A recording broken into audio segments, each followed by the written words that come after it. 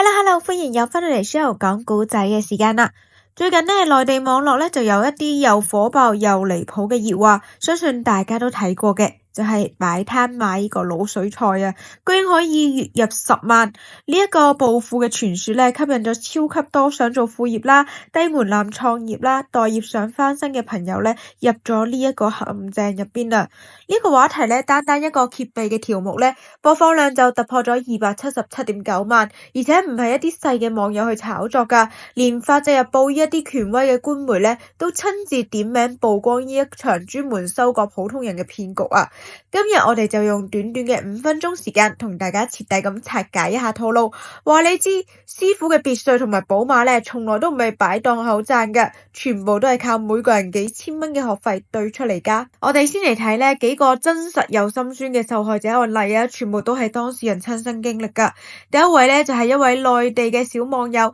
佢呢因為待業在家，就想揾一啲小生意幫補一下收入啦。咁所以呢，佢姑姐喺碌呢個短視頻嘅時候呢，見到呢有一啲滷水菜嘅博主呢，吹到天花龍鳳咁，自稱呢有住個祖傳嘅秘方，擺檔後呢係非常之輕鬆噶，一日可以輕鬆賺1-2千蚊，只需要交2580蚊嘅學費，3日嘅線下教學，手把手咁教你開檔口。心動之餘啦，呢一位小網友就即刻俾錢去諗住學技術啦，點知學完先發現呢，而家套路啱啱先開始咋。師傅呢強迫佢哋呢長期要買一啲專用嘅底料啦，一桶可能成本非常之低嘅底料呢，賣佢哋嘅售價呢高達240蚊啊，主要係強制咁樣逼佢哋消費。後嚟呢，佢又識咗一位同類型嘅學徒，先會徹底知道自己俾人呃咗啊！佢哋同唔同嘅師傅去學啦，但係花幾千蚊呢租到嘅呢一個祖傳秘方呢，係完全一模一樣，根本係冇任何獨家嘅技術，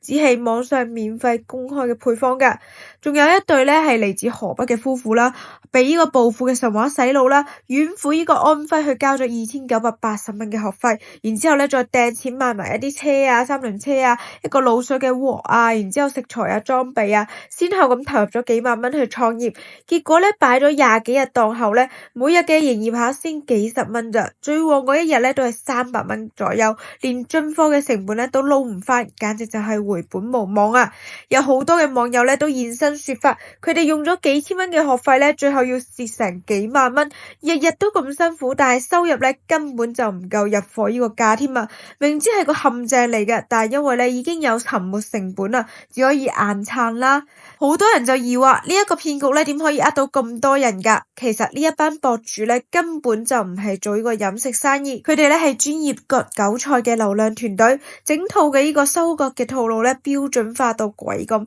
整整3步呢係環環相扣。第一步就係造假爆火嘅假象，製造暴富嘅焦慮。大家成日都見到啦，又排長龍啦，又1個小時就賣晒啦，日賺幾千蚊嘅一啲視頻呢，100%都係演戲嚟噶。官方媒體都實錘啦，呢一批團隊呢專門喺一個群，聘請一啲兼職嘅演員，專門排隊去撐場，拍完視頻可以全額退錢，純粹係造假一個火爆嘅人氣啦。之後呢批量複製同款嘅視頻，而且呢仲要俾錢啦，投流上熱門，打造一出呢擺攤就可以賺到暴利嘅人設，再用負債40萬擺攤3個月還清的一種叫做毒雞湯嘅話術呢，精準拿捏想創業翻身嘅普通人啊。第二步呢，就係低價收徒加線下洗腦，以便呢可以牢牢咁樣套住啲學員啊。流量做起身之後呢，就以2000到3000蚊嘅低門檻收徒，聽起身人人都學得識，但係呢線下嘅教學呢，淨係得3日嘅啫，完全係學唔識一啲核心嘅技巧噶。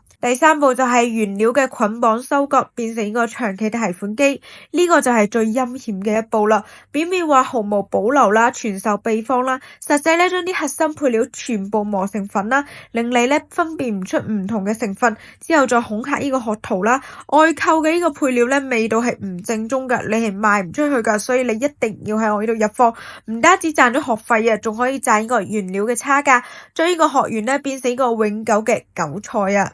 好啦，到最後呢，同大家分享幾個超實用嘅創業小知識啊！無論係你喺邊度擺攤定係創業呢，都一定要記住，第一，如果你只係擺檔口，從來就冇暴利穩賺嘅，有好多嘅菜呢，保質期極短啦。高溫天氣下邊呢，每一日食材嘅損耗都好大，根本冇可能日日爆單，月入10萬。第二就係行業嘅真實數據啦，新手擺攤普遍都需要半年以上呢，先可以勉強回本，創業嘅直徑呢，根本唔存在。第三呢，就係真正擺檔口賺錢嘅，賺嘅係凌晨嘅時候就要備貨，風吹雨淋嘅一個辛苦錢，靠呢個勤力同經營咧，先可以累積收入。而呢一班網紅嘅師傅咧，從來都唔係靠擺攤去賺錢，只係靠收割學費去致富咋。當然啦，我好理解大家想脫離打工，想靠呢個副業去增收嘅心態，憑努力去賺錢絕對係冇錯噶。但大家一定要清醒啊！你哋身邊有冇一啲想擺檔口創業，但係差一啲咧就走入咗陷阱嘅朋友呢？記得即刻轉發提醒佢，千祈唔好俾暴富嘅心態咧衝擊你嘅頭腦啊！中意我哋嘅節目，記得點讚、share、加關注，開啟我哋嘅小鈴鐺。我哋下期再見啦，拜拜！